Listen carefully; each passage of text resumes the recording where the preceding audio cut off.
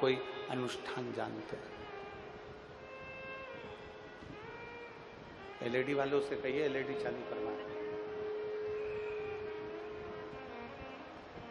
ना आपको मंत्र आ रहा है,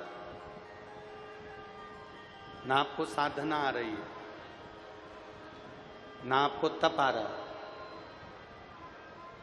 तो कुछ भी नहीं आता आपको, तो शिव महापुराण की कथा कहती है एक लोटा जल लेकर देवादिदेव महादेव के मंदिर तक जाना प्रारंभ करो, सारी तप साधना का पुण्य फल आपको प्राप्त हो जाएगा।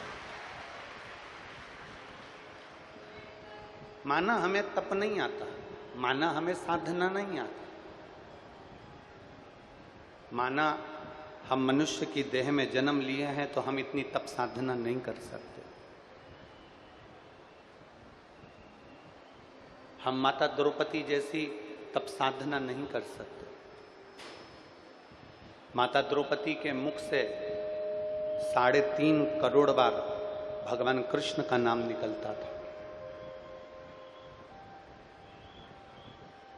माता द्रौपदी के मुख से 3.5 करोड़ बार भगवान कृष्ण का नाम निकलता था। माना हम माता द्रौपदी जैसी तप साधना नहीं कर सकते,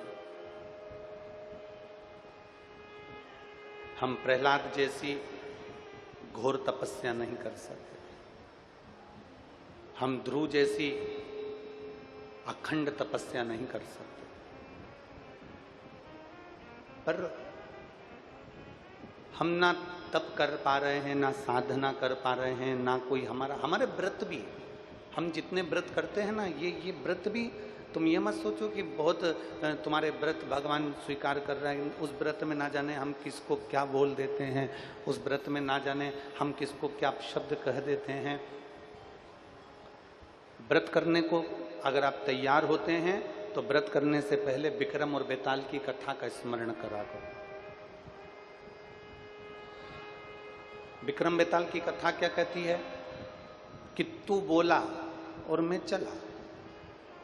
व्रत करने से पहले आप विक्रम बेताल की कथा का स्मरण करो कि जिस दिन हमारा व्रत है, जिस दिन हमारा उपास है, जिस दिन हम व्रत कर रहे हैं, उस दिन यदि भूलवश भी हमारे मुख से कुछ गलत निकल गया तो ये मानकर चलना कि उस व्रत का कोई पुण्य फल हमारे खाते में नहीं आया।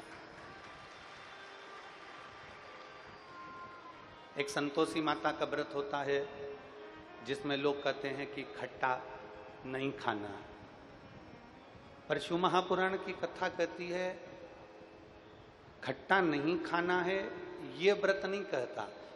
व्रत कहता है कि खट्टा बोलो मत।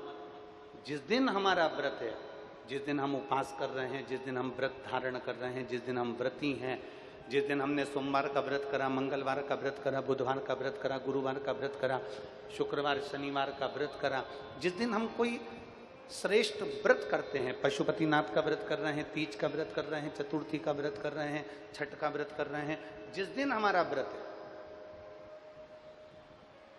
उस दिन हमारे मुख से किसी के लिए अपशब्द नहीं निकलना चाहिए। जिस दिन हम व्रत करें तो हमारे मुख से किसी के लिए आड़े टेढ़े शब्द ना निकले। तुमने व्रत में साबूदाना की खिचड़ी खाई, कि भगर खाया, कि चिप्स खाई, कि वेपर्स खाया, कि बटाटे का हलवा खाया, आलू का हलवा खाया, तुमने क्या खाया?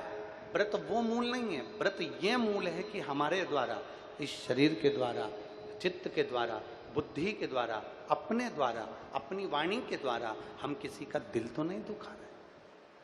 अब हमने व्रत कर लिया और बहुत घोर व्रत किया हमने, और व्रत करने के बाद यदि हम किसी का दिल दुखा दें, व्रत करने के बाद हम किसी को अपशब्द कह दें, व्रत करने के बाद हम किसी के लिए आड़ा टेढ़ा कह दें, तो वो व्रत की मूलता नहीं है हमारा। ऐसे व्रत को मेरा महादेव भी स्वीकार नहीं करता।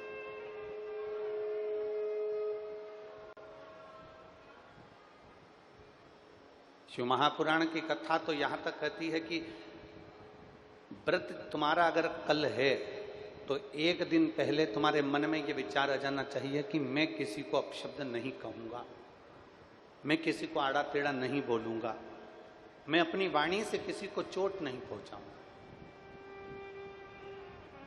व्रत करो पर व्रत में किसी का दिल ना दुखे। एक तो बड़ी मुश्किल से तो ये मानव का देह मिलता है,